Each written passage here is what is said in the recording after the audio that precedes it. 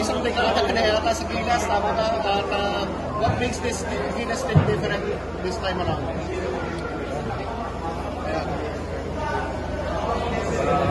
Obviously, when you think about the talent that we have, good, very talented group of guys. And syempre, isa ka na sa mga veterano dito. Isa ka na sa mga veterano. How ba yung, how does your role change throughout the years leading to this FIBA Asia Cup? You know, sometimes I have to lead the guys, pero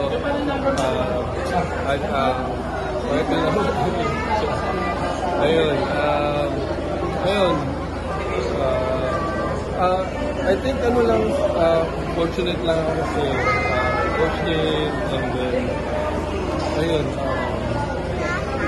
gusto niya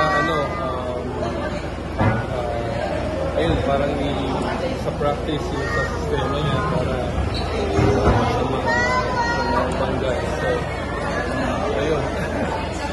At kanina, may balita na nga si LA, yung kakampi mo, head coach na naman po, how does it feel na yung isa sa mga mentor na sa inyo na napunta na sa Magnolia sa head coach? I'll always support him no matter what. Yun nga, like what I said kanina, sa bit bittersweet, pero happy ako sa kanya, and I'm praying for him, and I wish him all the best. Naisip mo na ba na Manila Classico magkatapat na kayo? Grabe, pa nga parang hindi ko ma-imagine yung gano'n. So, ayun, makikita ko sa kabilang side. So, ayun, di siguro ako makakapaniwala. Dapat for the longest time pagkasama na kayo na in everyone. Oo, even nagkasama pa kami sa college. So, full circle ngayon po sa South Tapos ikaw, player, ibang pa kayo. Ayun, para sa akin,